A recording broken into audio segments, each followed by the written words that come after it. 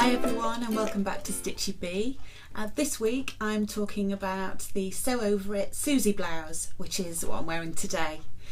I love this pattern. In fact, of all the things I've made over the last couple of years, this is my absolute favourite. It's the thing that I'll wear the most.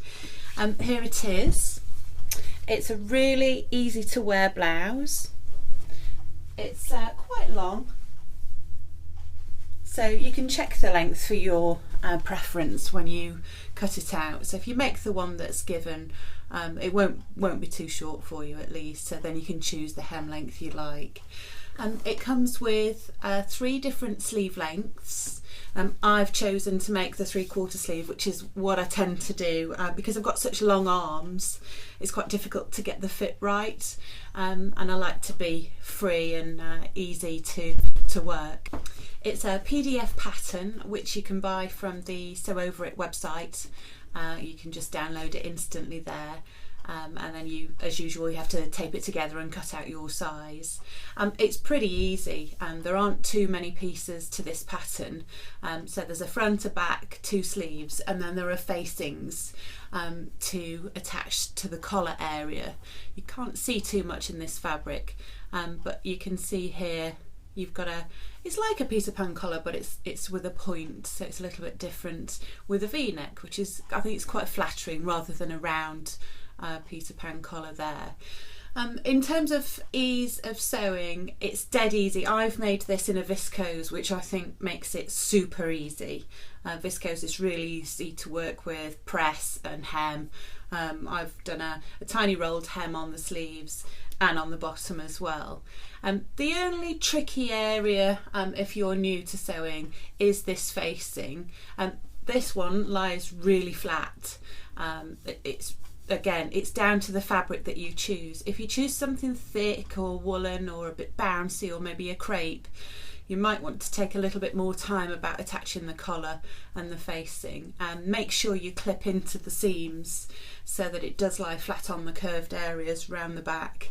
I'll show you here. Mine's not too bad, it's pretty flat.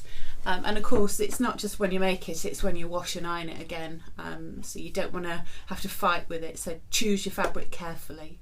Also, there are a couple of bust darts here and here, which are, again, not too difficult to work out how to do. And that's pretty much it. I've also sewn this in another fabric which I absolutely love. Have a look at this. And here she is. Now this, it was one of those cases where I bought the fabric because I loved it and then worried about what I was going to turn it into later, which I shouldn't do really. I'm trying to buy fabric for specific projects at the moment, and then you won't have a big pile of fabric that's fabulous with nowhere to go or anything to be made into. So here you go. This is a satin cornet print. It's a bit mad, but I thought it's a nice change from the dark florals that are around at the moment. So unfortunately, I can't find any of this at the moment. I originally bought it from Abakhan, and they tend to sell kind of end of line or end of roll fabrics. So this one is gone, I'm afraid, and I can't find any more of it through searching on Google. But if you do, let me know. Yeah, this one it's really interesting to note the difference in ease of sewing these two, because this one was super easy in a viscose. When you pinned it, it stayed. When you pressed it, it stayed. This it's quite a thickish satin, and getting the collar to sit flat is a challenge.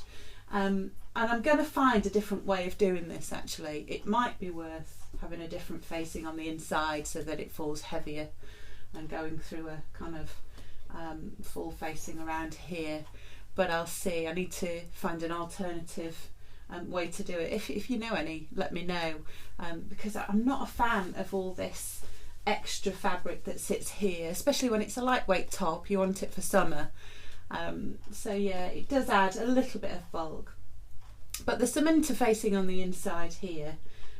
Again, I'm not a fan of that with satin either, because it can bubble if you overpress it, so you've got to be really gentle. Use a pressing cloth or something else so that you don't distort the actual interfacing underneath.